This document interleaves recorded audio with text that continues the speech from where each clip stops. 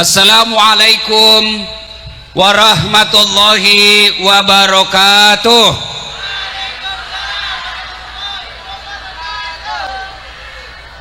Alhamdulillah, alhamdulillahi rabbil alamin, wabihi nasta'inu ala umurid dunya waddin.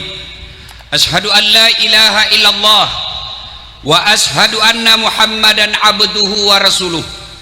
Allahumma salli ala sayyidina Muhammad wa ala alihi wa sahbihi ajma'in, amma ba'd. Ma'asyiral muslimin muslimat, Bapak Ibu saudara-saudara sekalian teristimewa yang kita muliakan, alim ulama, guru-guru kita, tuan-tuan guru yang hadir di tempat ini, guru saya Bapak Kiai Haji Habib Mahdi Muhammad Sahab, dan teristimewanya tuan rumah, guru kita, pimpinan Pondok Mahad Darul Ulum, sekaligus ketua kelompok bimbingan ibadah haji Multazam Darul Ulum, Bapak Kiai Haji Ahmad Munawir SK, yang insya Allah dimuliakan dan dirahmati oleh Allah Subhanahu wa Ta'ala. Juga para pejabat polisi, sipil, militer yang ada di tempat ini, yang juga kita doakan mudah-mudahan tetap dalam lindungan dan kasih sayang Allah Subhanahu wa Ta'ala. Waktu yang terbatas. Satu, ada orang guru memiliki dua orang santri. Anggaplah Pak Kiai pimpinan pondok sini miliki dua guru, dua murid. Setelah ilmunya dia transfer ke muridnya, lalu Pak Kiai berkata, "Nah, silakan kau hidup dengan ilmu yang sudah kuberikan. Semua ilmu yang saya punya kau sudah dapat semua." Keluarlah guru dua anak santri ini. Yang satu jadi pedagang, yang satu jadi tukang kebun. Yang tukang kebun dia tanam ubi. Alhamdulillah Ibu, panen baik.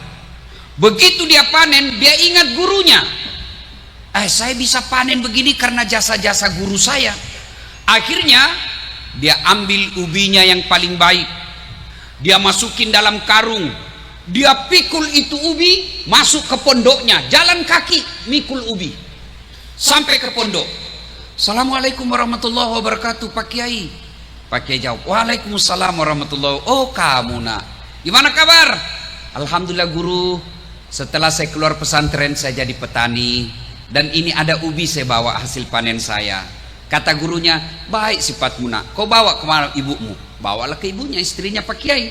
Cerita-cerita, kata gurunya, kata muridnya, guru mohon izin pamit dulu, karena ada pekerjaan saya penting, tidak bisa ditunda dan tidak bisa dimajukan. Saya minta izin pamit dulu. Kata gurunya, tunggu dulu nak, tunggu dulu, kau duduk saja dulu. Masuklah kiainya ke istrinya, Bu, kita kasih apa ini santri kita? Baik benar kasihan, dia pikul ini ubi, apa dia bawa pulang? Kata istrinya Pak Kiai, tidak ada Pak. Masa kasihan dia kalau pulang kosong? Tidak ada Pak, kecuali itu ada kambing dibawa kemarin Pak Kapolres. Sudah, Pak Kiai katakan, sudah kasih aja itu kambing, saya tidak butuh, saya kolesterol. Akhirnya pulang bawa apa Ibu? Pergi bawa ubi, pulang bawa kambing. Di perjalanan ketemu temannya yang pedagang. Kata temannya yang pedagang, "Mas bro, dari mana kamu?" "Saya dari pesantren, ketemu guru." "Loh, kok ada kamu bawa kambing?" "Masya Allah, itulah guru kita. Saya bawakan ubi, dia kasih saya kambing." "Apa? Saya bawa ubi, dikasih kambing." Yang pedagang jalan kalkulatornya. Sedangkan ini bawa ubi, dikasih kambing, apalagi kalau lebih dari ubi saya bawa. Dia pulang ke rumahnya, dia buka tokonya, dia isi sembako mobil open cup-nya. Ada telur, ada beras, ada minyak, ada tepung, bawa satu mobil sembako. "Assalamualaikum guru." "Waalaikumsalam. Kamu nak, gimana kabarmu?" "Baik, setelah saya keluar dari pondok saya jadi pedagang guru. Alhamdulillah ini ada saya bawa sembako, silahkan mudah-mudahan guru bisa menikmatinya." Kata gurunya, "Bawa masuk ke dalam ibumu nak." Bawa. Keluar lagi cerita-cerita. Kata muridnya, guru izin pamit dulu, karena ada pekerjaan saya penting tidak bisa ditunda, izin pamit dulu. Kata gurunya, tunggu dulu nak, kau duduklah dulu di sini, duduk dulu. Masuklah ini guru cerita ke istrinya, bu, apa dikasih ini anak kita? Baik betul, dibawa sembako 1 mobil. Kata istrinya, ndak ada pak, kasihan dia kalau pulang kosong. Ndak ada pak, kecuali itu ubi dibawa ke temannya kemarin. Akhirnya pulang bawa, pergi bawa, pulang bawa, ubinya lagi temannya. Begini juga jamaah haji, sama ONH-nya, sama tawafnya, sama Baitullahnya, sama rukun-rukunnya, sama sa'inya, sama wukufnya, tapi demi Allah banyak pulang bawa kambing, lebih banyak yang pulang bawa ubi. Nah, ibu bapak pulang bawa kambing atau ubi? Ibu pulang bawa ubi atau kambing? Jangan terlalu cepat mengaku. Mari kita simak. Mau ndak pulang bawa kambing? Ini ciri-cirinya. 1, orang yang pulang bawa kambing, maka yang pertama baik sholatnya. Kalau pulang haji masih sholatnya Senin Kamis, kalian dibawanya ubi, kamu bawa pulang. Masih mumpung masih bawa ubi. Ini tidak bawa sama sekali. Ibu bapak tadi gubernur sampaikan, melempar 3 jumroh. Bapak ibu tahu tidak simbol lempar 3 jumroh? Kenapa 3 kali? Kenapa satu tempat 7 batu? Kenapa tidak sekali ambil 7 kali 3 kali 3 hari 60 batu? Kenapa enggak bismillahirrahmanirrahim Allahu Akbar dak? Kenapa tidak sekali saja langsung 67 dak dak dak? Kenapa mesti 3 hari? Kenapa mesti 3? Itu Allah ingin sampaikan, das'at, hati-hati melawan setan perlu napas panjang, melawan setan perlu tenaga kuat. Ingat sejarahnya kenapa 3 kali melempar? Kan itu Ibrahim alaihissalam digoda sama setan. Waktu mau Ibrahim mau potong anaknya kan jalan tanggal 8 Zulhijjah, 9 Zulhijjah, 10 Zulhijjah yang kita sebut dengan hari An-Nakhar. Ibrahim bawa anaknya, dia mau potong. Masya Allah Pak polisi, kalau bapak punya anak 1 disuruh potong, pasti mikir Pak. Kalau anak 5 disuruh potong, dah saat potong anakmu kan ada 5, saya cari mana yang paling nakal. Iya kan, ini 1 disuruh potong anakmu. Maka Ibrahim mengatakan tanggal 8 Zulhijjah dia berpikir, maka kita disebut hari Tarwiyah. Tanggal 9 Zulhijjah hari yakin ini perintah Allah, maka kita disebut hari Arafah. Tanggal 10 hari An-Nahar, dia bawa anaknya, dia mau potong. Setan datang, Baim Ibrahim, wih, masa kamu potong anakmu Ibrahim? Lama kok nanti. Setan masih mau bicara, Ibrahim ambil batu, ishatnya lagi, pergi ke setan, duh, dia lempar, kena kepalanya. Sampai di Palembang balik lagi, digoda lagi istrinya, jar hajar, kau tahu ndak mau dipotong mau kemana anakmu? Mau dibawa jalan-jalan sama bapaknya. Bodoh kau jar, kenapa mau dipotong? Ah yang bener aja, masa ada bapak mau potong anaknya? Kata setan, katanya perintah Tuhannya. Mendengar apa? Perintah Tuhannya. Dengar ini, Siti Hajar ambil batu. Setan, jangankan anakku, saya juga siap dipotong kalau perintah Allah. Pergi kau. Lempar, kena kepalanya. Sampai ukan hilir, balik lagi. Gagal goda suaminya, gagal goda istrinya. Dia datangi Mail Ismail, kau mau Pak? Setan masih mau ngomong ibu. Ismail langsung ambil batu, dia lempar kena mata kanannya. Itulah sejarah 3 lemparan. Setan dilawan. Maka ada orang suaminya baik, tidak mampan godaan setan, istrinya masuk. Ayo potong sapi untuk kurban, kata istrinya. Apa sok kaya kamu ya? Tidak usah sapi, kambing aja. Itu setan. Karena ada orang Pak, sudah mau sedekah di masjid, dia mau bawa ke pesantren, ada uangnya 10 juta disimpan. Tiba-tiba istrinya dapat, Pak, uang apa itu? Uang sial. Maksudnya apa? Setengah mati saya sembunyi kok masih dapat. Mau apa ini 10 juta? Mau bantu pesantren supaya kita punya masa depan di akhirat. Apa kata istrinya? Apa? Menyumbang soalin. Mari tuh, bisa beli cincin. Ini nanti suaminya masuk surga, istrinya di blender di akhirat. Ada begitu di sini Pak? Ada? Ada di sini takut sama istrinya? Berhenti kok jadi laki-laki. Dia ngamuk Ustaz. Kenapa kalau dia ngamuk? Dia marah Ustaz. Kenapa kalau dia marah? Dia pecahkan piring Ustaz. Dengarin Pak, dengar ini, saya bela kamu sama-sama laki-laki. Kalau dia pecahkan piring 1 lusin, pecahkan 2 lusin. Dia pecahkan televisi, hancurkan televisi. Kenapa? Piring, televisi boleh dibeli, harga diri sebagai suami tidak boleh diinjak-injak istri. Takbir. Itulah yang takbir, yang takut sama istrinya. Pak Kapolres takut atau tidak? Mana ada polisi tidak takut sama istrinya?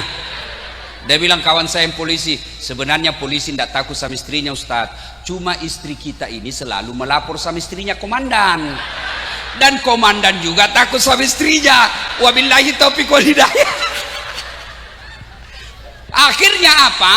Simbol dari melempar itulah sehingga Nabi pernah didatangi oleh Jibril dan berkata, ya Muhammad, saya mau beritahu kamu, siapa di antara kamu umatmu yang jadi teman saya?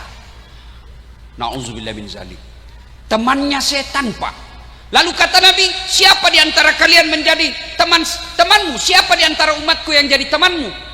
Kata iblis, yang pertama dan utama teman saya, al-mutahawilu bis sholat, yang menganggap enteng sholat. Itu temannya setan. Ngapain kau pergi melempar 3 jumroh kalau kau tetap tidak sholat? Itulah yang diilustrasikan Pak Gubernur tadi. Dia ambil batu. Setan ini yang kasih bodoh-bodoh saya selama ini. Dia lempar kembali itu batu. Itu melenting. Hampir kena kepalanya Pak. Dia tangkap. Tertulis, sesama setan dilarang saling melempar. Boy, ini masih putih-putih. Kalau kalian tidak sholat, hajimu sia-sia. Kapan perempuan banyak tidak sholat? 1, ketika ada pengantin. Jangan ketawa, saya serius ini. Dia dandan mukanya, coklat biru, krem, abu-abu, malah pakai mata bulu palsu, alisnya dikasih tikungan. Kala-kala tikungan. Ada lagi lebih-lebihnya di sini sedikit. Jilbabnya jilbab sakaratil maut. Ada kan Bapak pernah lihat jilbab sakaratil maut? Itu kan ada dia ikat ini lehernya Pak.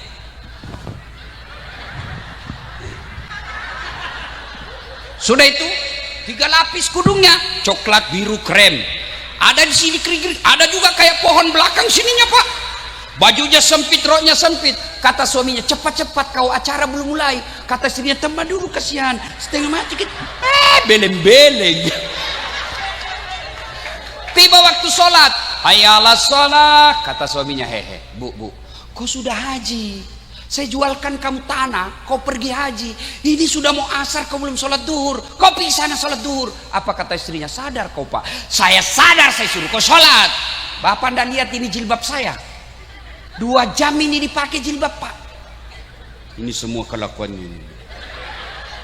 Bu, kasihani suamimu yang jual sawah untuk kau haji. Yang kedua, banyak perempuan tidak sholat. Kapan? Ketika selesai haid. Kata suaminya, bu, biasanya cuma 5 hari kau tidak sholat. Ini sudah 7 hari kau belum sholat. Belum bersih, masih ada sedikit-sedikit. Kata suaminya, kau bohong toh? Apa bohong? Saya kasih lihat. Ini kelakuannya semua. Bu, salatullah salam ala toha rasul, salatullah salamullah ala yasin. Bu, di sini ada Kapolres. Kita doakan mudah-mudahan segera jadi kombes. Tidak bisa Kapolda Pak kalau tidak kombes dulu. Kombes dulu 3 bunga. Ini ada ajudannya. Pak Kapolres ini ada ajudan. Bu, sekedar ibu tahu Bapak, kalau ini Pak Kapolres panggil ajudan, ajudan, itu ajudan biar lagi duduk langsung dompak, siap komandan. Biar ada kacang di sini langsung ditelan bola. Iya toh Pak Kapolres? Ya. Kira-kira ada ndak ajudan Bapak panggil, ajudan, tunggu dulu komandan. Wah, diinjak lehermu, dirambo kamu. Rambo, Rambo. Ah, bukan Rambo. Itu yang film Amerika. Coba panggil lagi, ajudan. Kira-kira berani ndak katakan, Bapak ndak lihat saya sibuk? Coba Rambo. Nah, padahal Kapolres ada mutasinya, paling lama 2 tahun. Begitu takutnya itu polisi sama Kapolresnya. Bagaimana ketika Allah yang panggil kamu? Hayya 'alal falah. Ibu tahu enggak itu artinya hayya 'alal falah? Sini saya kasih kamu kemenangan. Itu artinya hayya 'alal falah. Sini saya kasih kau kemenangan. Ya Allah, berikan saya kekayaan. Ya Allah, sembuhkan penyakitku. Ya Allah, jadikan anakku soleh dan soleha. Bapak pikir Allah tidak dengar? Allah dengar. Maka Allah jawab doamu. Hayya 'alal falah. Sini saya kasih kamu yang mau. Ini bapak-bapak polisi. Bu, tahu polisi? Tahu? Jangan kau musuhi polisi. Kau kira enak di dunia kalau tidak ada polisi? Rumah dirampok, anak diperkosa, suamimu dibunuh, siapa kau cari, Bu? Satpol PP. Nah, ndak ketemu. Siapa kau cari? Polisi. Makanya jangan musuhi polisi. Polisi juga jangan musuhi ulama. Kenapa? Karena kalau bapak polisi mati, siapa yang bungkus kok? Maka yang baik, polisi lindungi ulama, ulama doakan polisi, bersinergi membangun Republik Indonesia. Tapi sekarang Ustadz, sudah lebih 1 bulan ini di televisi Rambo terus. Rambo. Pak, Bu, Bapak tahu enggak berapa polisi di Indonesia? 470.000 orang. Itu yang kita lihat di televisi hanya 1 dan teman-temannya. Masih jauh lebih banyak polisi baik di Republik Indonesia. Ini Bapak pikir ini bisa acara ini kalau tidak dikasih izin sama Kapolres? Maka kita doakan polisi-polisi yang hadir di sini, polisi Republik Indonesia yang baik hati, bagus akhlaknya. Tenang Pak Kapolres, saya bela Bapak hari ini. Maka kawal saya pulang nanti Pak ya. Jadi Bapak Ibu sekalian, kalau mau baik hidupmu, dekati Allah. Adik-adikku polisi ini, kalau mau baik pangkatmu, jangan cari muka sama Kapolresmu, capek. Siap komandan, siap komandan. Lalu bagaimana kalau mau baik pangkatmu? Datang kepada Allah. Caranya apa? Perbaiki sholat. Kecil bos jadi Kapolsek, kecil jadi Kapolres, kecil jadi Sat Narkoba. Yang penting jangan kasat narkoba ditangkap gara-gara narkoba. Kayak film India. Ya. 1. Haji mabrur, pelihara sholat. 2. Bapak Ibu haji pemerintah ada yang disebut arba'in. Ada Ibu? Ada Ibu? Ada. Apa itu Ustaz? Sholat 40 kali berjamaah di Masjid Nabawi. Artinya kalau mau lihat ibu bapak yakin hajinya mabrur, setelah pulang dari Mekah mereka berjamaah di masjid. Alhamdulillah di kabupaten ini Pak, di mana-mana masjid selalu penuh jamaah. Masya Allah. Apalagi kalau subuh penuh sampai di luar, tidak ada di dalam. Yang ada di dalam muka-muka sakaratil maut. Di mana-mana ini muka-mukanya, muka-muka sakaratil maut ini. Mana-mana dia ini. Oh, muka-mukamu ada semua ini. Mereka yang sudah muka-muka tua. Salat subuh di dalam lomba batu. Pak, Bu, kenapa orang malas berjamaah ke masjid? Satu, karena dia tidak lihat pahalanya. Andai saja Kapolres umumkan, siapa yang datang sholat berjamaah subuh diberikan pulsa 500.000. Jam 5 sholat subuh, jam 1 tengah malam sudah penuh masjid. Kenapa? Karena dia lihat pahalanya. Dua, kenapa orang malas berjamaah ke masjid? Karena dia tidak tahu pahala berjamaah. Ibu bapak tahu enggak pahala berjamaah?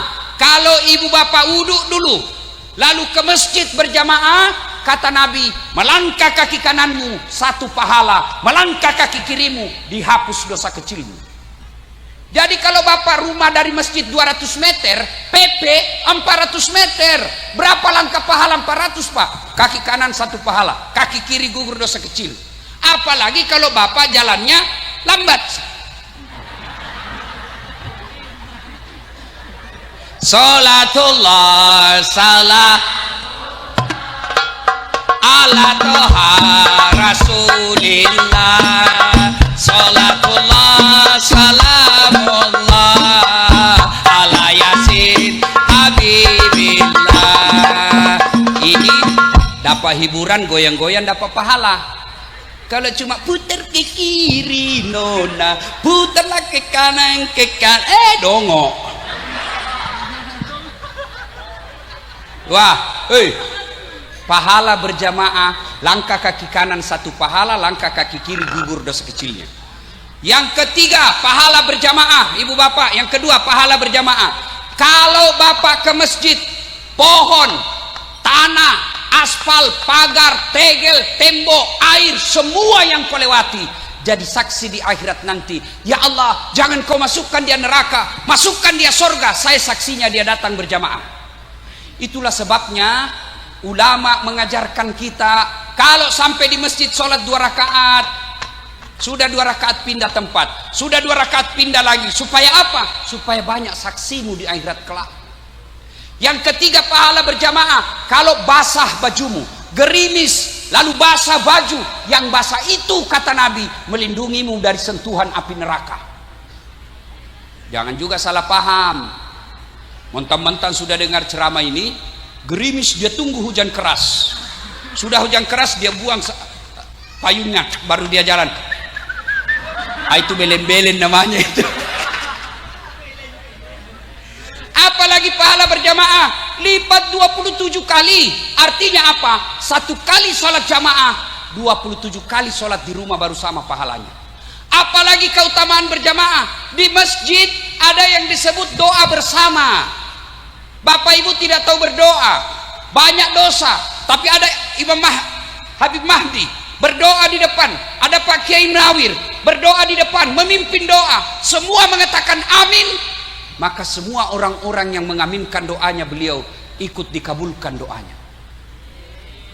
Apalagi keutamaan berjamaah. Di dalam berjamaah itu ada silaturahmi. Kita musuhan gara-gara pilkada, musuhan gara-gara pilcaleg, malu kita datang ke rumahnya minta maaf. Maka dengan cara berjamaah kita duduk berdiri di sampingnya. Allahu Akbar. Ada samping. Sudah, kita di sampingnya lah. Sudah, assalamualaikum warahmatullahi. Tunggu, ibu jangan dulu salam, bapak jangan salam dulu, tunggu dia. Assalamualaikum warahmatullahi. Baru bapak, assalamualaikum warahmatullahi. Senyum, baru sudah jabat tangan. Tidak mungkin dia orang apa senyum. Menyambungkan tali persaudaraan. Ada yang bertanya, Ustadz, bagaimana kalau perempuan? Tidak ada ayat, tidak ada hadis Tidak ada ulama yang melarang perempuan berjamaah ke masjid. Jadi kalau ada ustadz penceramah yang baru belajar agama 1 bulan, itu pun melalui YouTube, haram perempuan ke masjid, bawa ke Habib Mahdi. Tidak ada larangan perempuan ke masjid. Nabi cuma katakan perempuan tidak dianjurkan, tapi kalau mereka mau ke masjid jangan dilarang. Kenapa dulu perempuan tidak dianjurkan ke masjid? Karena keamanan. Dulu kalau perempuan jalan ke masjid sendiri diculik dan diperkosa. Kalau di sini aman. Apalagi kalau ibu-ibu usianya sudah 70 tahun. Siapa yang mau culik kamu? Bau minyak gosok. Apalagi keutamaan berjamaah. Keutamaan berjamaah. Apalagi Pak? Lebih khusyuk. Kalau ibu sholat di rumah banyak gangguan. Allahu Akbar. Tiba-tiba kucing naik meja. Tidak ditutup ikan. Pasti ibu sudah tidak khusyuk. Habis sudah ikan. Habis sudah. Akhirnya kreatif ini ibu. Dia baca apa? Qul a'udzu birabbin nas, malikin nas, ilahin nas. Tapi kalau di masjid tidak ada itu. Kalau di rumah ibu kan bingung, ini sudah tahiyat pertama atau belum, ini sudah 3 atau 2. Allahu Akbar. Tadi uang 100.000, beli 50.000 pulsa, mana ini 50.000? Allahu Akbar, belum didapat. Begitu assalamualaikum, oh di bawah bantal. Banyak gangguan. Kalau di masjid insya Allah lebih khusyuk. Maka haji yang mabrur pulang dia pelihara sholat jamaah. Apalagi penyebab orang malas berjamaah ke masjid. Salah satu juga penyebab orang malas berjamaah ke masjid, apa? Manajemen masjid tidak bagus. Apa yang dimaksud? Waduh Bu, ada masjid saya bikin. Jadi ibu-ibu, bapak ibu, bapak, adik-adik, kalau nonton YouTube saya dan bapak ibu nonton iklannya, itu bapak bangun masjid. Jadi kalau nonton YouTube saya, ceramah di YouTube, ibu jangan skip iklannya yang 30 menit, jangan skip. Kalau ibu nonton iklannya, ibu sumbang pembangunan masjid dan markas ulama di Sulawesi Selatan. Itu. Nah, sekarang ibu-ibu, loh ibu, ibu-ibu yang pegang HP, saya doakan suaminya kawin lagi. Urus ceramah masih juga sibuk-sibuk. Nah, ada masjid yang saya bangun Pak, di bawahnya kolam. Di pekarangannya saya pelihara kucing, lebih 500 ekor.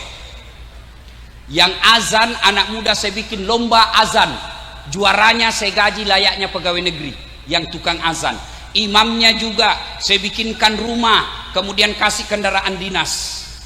Karpetnya hampir tiap tahun saya ganti.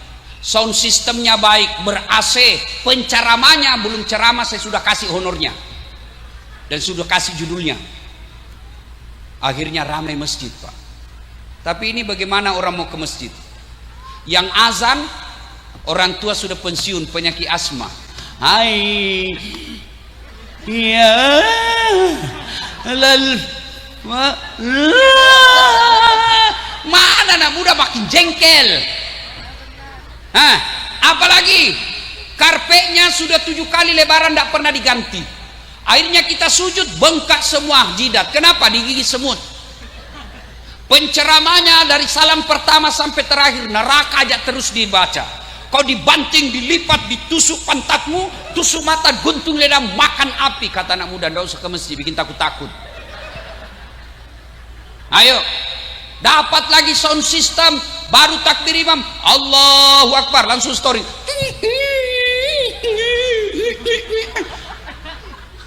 Kita mau perbaiki, sudah takbir, terpaksa kita tahan sampai assalamualaikum warahmatullahi wabarakatuh. Dapat lagi imam, la haula wala quwata illa billah. Imam yang balik-balik sunnah Nabi. Nabi katakan kalau kau jadi imam ringkaskan bacaanmu. Oh ini baru mau imam Pak, baru mau takbir aja lama.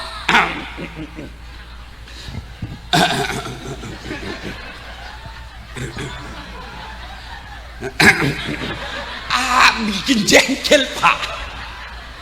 Hah? Kata Nabi kalau kau jadi imam ringkaskan bacaan solatmu. Kenapa? Karena di belakang ini macam-macam. Ada ibu-ibu yang tahan kentut, ada nenek remaja yang pakai sepatu baru, dia lupa kasih masuk, hilang sudah sepatu saya. Lama betul ini Pak Imam, hilang sudah sepatu saya. Ada Pak polisi yang ditelepon istrinya, sudah cepat pulang, pulang kau, pulang kau, pulang. Lamanya Pak Imam. Maka Nabi katakan, ringkaskan bacaanmu. Kalau kau sendiri terserah, mau kasih hatam surah Al-Baqarah terserah. Yang kedua kata Nabi, baca yang umumnya orang hafal. Kenapa Nabi anjurkan kalau kau jadi membaca yang umumnya hafal? Satu, supaya kalau kamu salah ada yang bisa bantu.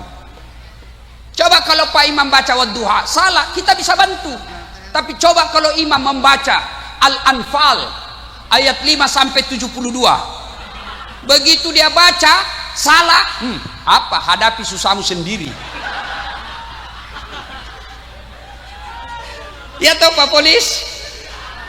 Yang kedua, tujuannya disuruh menghafal, membaca yang orang hafal, supaya kita bisa khusyuk ikut. Coba kalau imam membaca wadduha, anak-anak pun ikut. Kenapa? Dia hafal. Kul huwallahu ahad. Anak-anak ikut. Kul huwallahu ahad. Kenapa? Dia hafal. Begitu Pak Imam membaca Al-Anfal ayat 10 sampai 80. Dia khusyuk dengan bacaannya, kita khusyuk dengan hayalan. Kita mau ikut tidak dihafal. Kita mau ruku, Pak Imam belum selesai, terpaksa dibaca semua pengumuman masjid, keadaan keuangan masjid, saldo kas. Belum selesai juga Pak Imam, dibaca lagi kalender Persatuan Guru Republik Indonesia. Belum selesai Pak Imam, bajunya lagi orang dibaca, caleg DPR RI nomor urut 8. Itulah sebabnya kalau kita jadi imam, baca yang umumnya orang hafal. Yang keempat, penyebab orang malas berjamaah ke masjid, gara-gara apa? Kadangkala ada jamaah merasa dialah yang paling hebat dalam masjid. Ada akhlak berjamaah.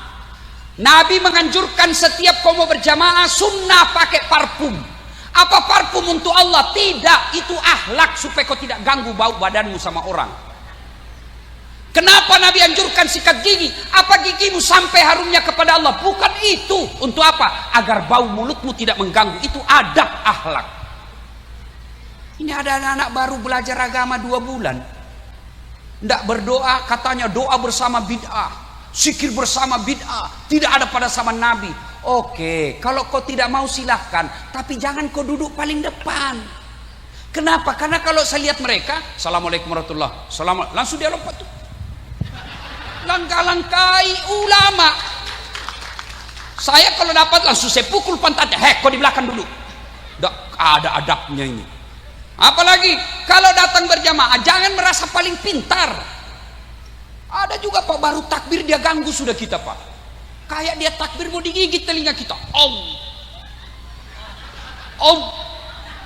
Bismillah, alhamdulillah. Wah, kayak itu dia gigit telinga kita Pak. Apalagi ada juga itu adik-adik, saya biasa kasih pindah kaki saya, dia kasih pindah lagi. Kasih pindah lagi, kasih pindah lagi. Kasih pindah lagi. Selesai sholat dia marah Pak. Selesai sholat dia marah.